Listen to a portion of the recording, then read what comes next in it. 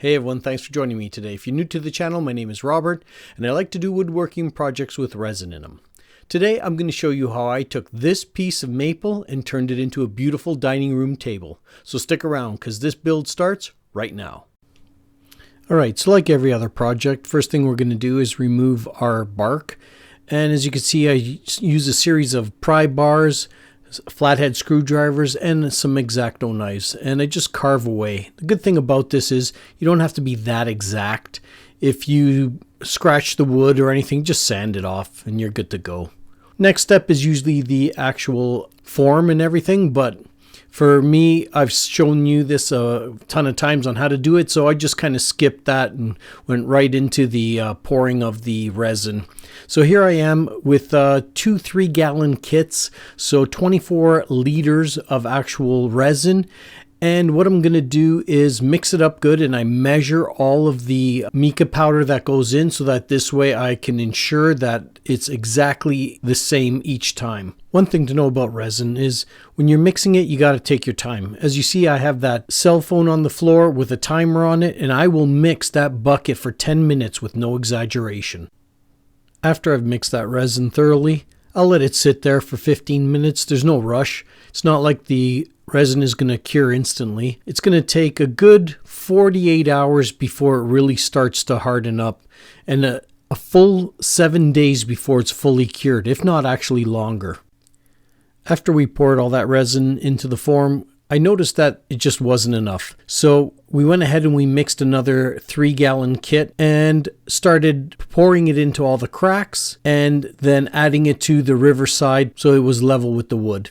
One thing to know is this: when resin cures, it actually shrinks a bit. So if possible, you need to actually pour a little more, a little over if you want it to be flush, because it will go down about 10%-ish. As for me, I wasn't worried because I was taking it to get flattened anyway, so I knew they were going to take off probably about 1/4 of an inch off the top, so I was good. After I let the resin sit for a little while, I'll come back about 20 minutes later and I'll take a torch to it just to break any bubbles. But if you're not stirring it or introducing air into the resin, those will even pop on their own. It's not a big deal. One thing I want to show you is I'm always taking the temperature when I start and during the day several times. You got to be careful that you don't overheat your epoxy. If you buy an epoxy that's more of a thin set and you pour it too thick, or you even bought a thick one, like a 2-inch, and you poured it 2.5 inches, you could have a disaster on your hands. So make sure you're always taking the temperature and ensure that your epoxy doesn't overheat, or it'll crack and cause a big problem for you. As you can see, I was putting those fans on it to cool it down so that this way I knew I'd have nothing to worry about. It's a week later at this point, and I'm starting to take the form out, and I'm actually going to pop the table off the base. And with that tuck tape down there, it really won't stick. It will a little bit, but it'll just pop in one shot. So I just take a crowbar, walk around, slowly raising it as you could see, and there'll be this one point where it just goes pop, and then that's it. It's completely free. And then it's off to get it surfaced and flattened. As you can see here, that's not the actual table. Unfortunately, Englewood forgot to film the table being flattened. So this is the table I finished before it, and it's the same process. They're going to take the wood, they're going to put it through the machine. It's going to flatten it nicely and make sure I don't have to spend an extra 10-15 hours trying to flatten it.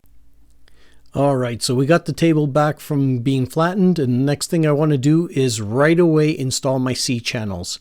And the reason why I want to do it right away is because this is maple, and maple will cup very quickly. So as soon as I got it home, right away I started doing the C-channels on the ends. Now what I typically do is I'll measure about 6 to 8 inches in from the ends, and I'll put one on each end, and then I'll put one in the middle as well. So 3 C-channels in total. So what I do is I will measure with the C-channel exactly where I want it to go. I'll place it down, and then I will mark exactly the thickness of the C-channel, and I'll take my router and I'll make 3 passes on it. And I'll take one pass and then measure another pass, and then the third and final pass is the pass where I want to make 100% sure I've got the right depth and the right width. And as you can see here, one of the pieces of advice I'd give you is try to just pull nice slowly and gently, and you'll get a nice clean finish. Once I got that done, it's time to put the actual holes in for the rampa bits. I always use the rampa bits on a table like this. I don't want to just drill and screw right into the actual table itself. So I'll just tape down the C-channel, and with a hammer and a little countersink, I'll just go ahead and make a mark and then drill them out. Now, first thing I'll do is I will drill a smaller hole and then a bigger hole. So the smaller one will be the actual guide, and then the bigger one will go in nicely, and then the actual rampa parts will go in really easily. And as you can see, I do put a bit of glue on it with that accelerator so that it hardens instantly and I don't have to worry about it coming apart. Now that the rampa inserts are all in, I go ahead and install the C-channel right away. I want to ensure that the C-channel stops the table from cupping. Now, if you install some C-channels, one thing to know is you don't want to crank them in. You just want to make them snug, and this way they will hold the table from cupping. You do want to allow that table to expand and contract, because that's what moisture is going to cause the wood to do. Now that the C-channels are in place, I get to start fitting the legs. And I do admit fitting the legs on the bottom is one of my favorite things to do. It's almost like a symbol for me that the bottom of the table is done. And usually after this, all I'm going to do is a quick sand and then flip it over and start the top.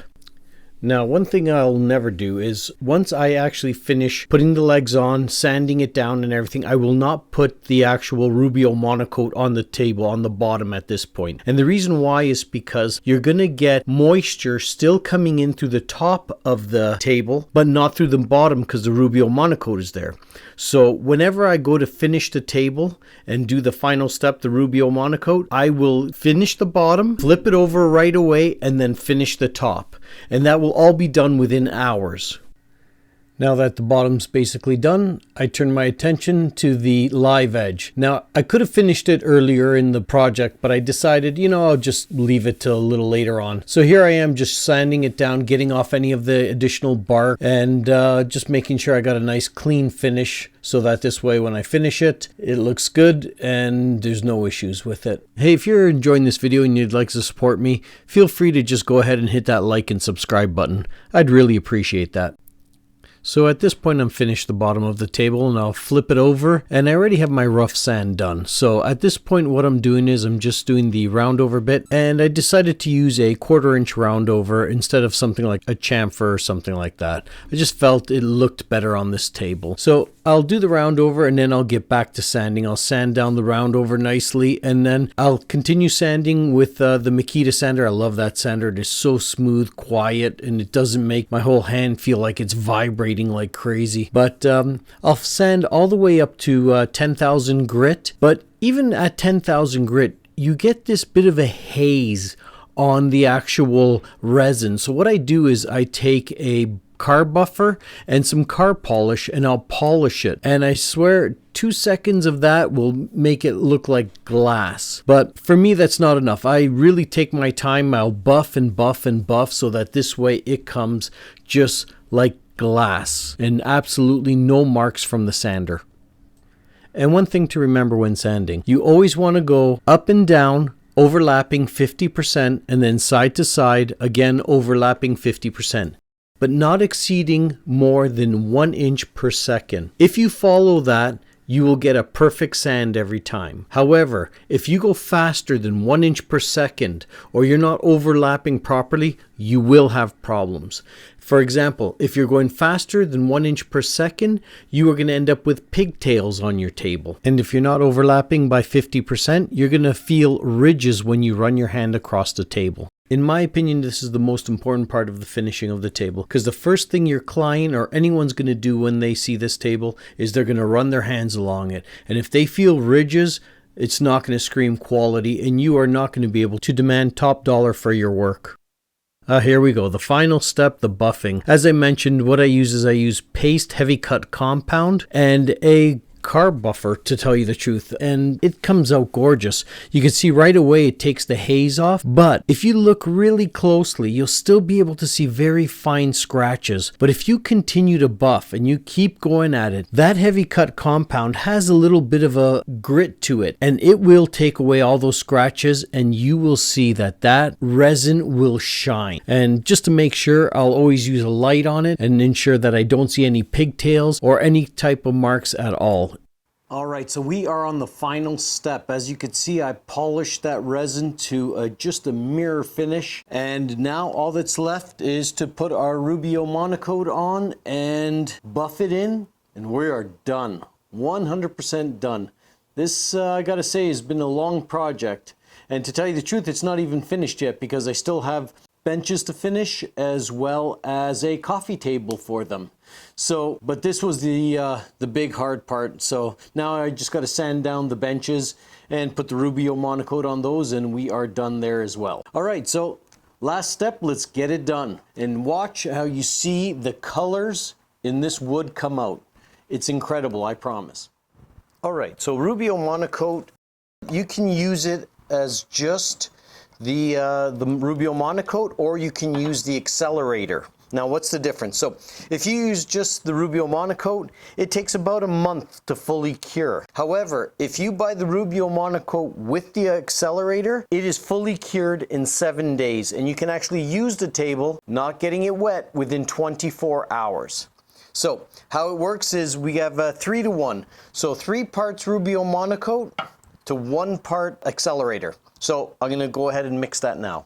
There you go. So 6 syringes full of the Rubio Monocoat, and I'll do 2 syringes full of the accelerator.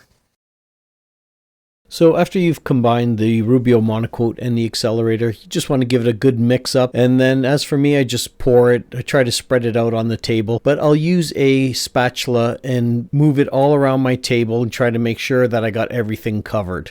And once I've got it all covered, what I'll do is I'll take one of the white Scotch-Brite pads and I will go ahead and I'll buff the table with the Rubio Monocoat on it. And this ensures that I've definitely covered all the table and spread it out evenly.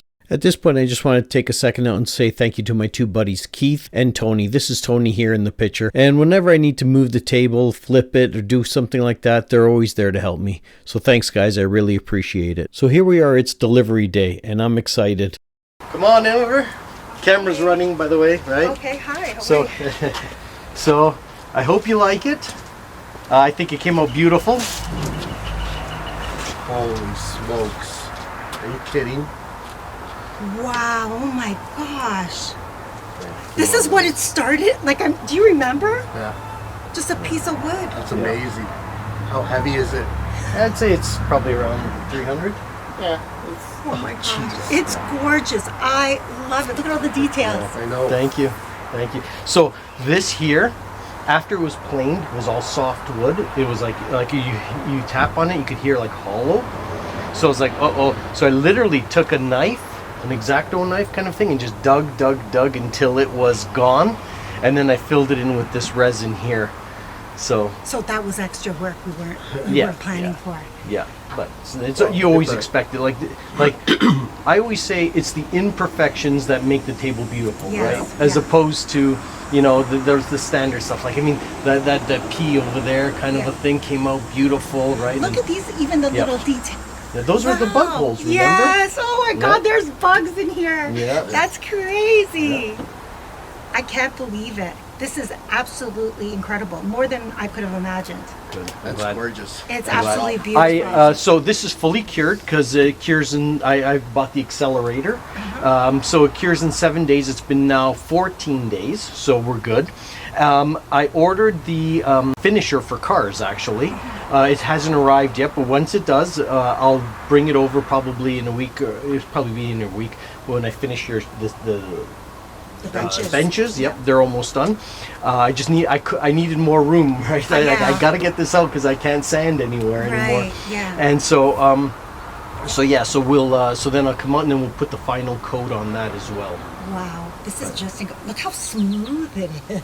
Beautiful. It's like butter. Yeah, it came out. It's beautiful. Oh my gosh, Rob, I'm so happy. Good, good. I'm glad. Okay. Look at the details on the side. Yeah.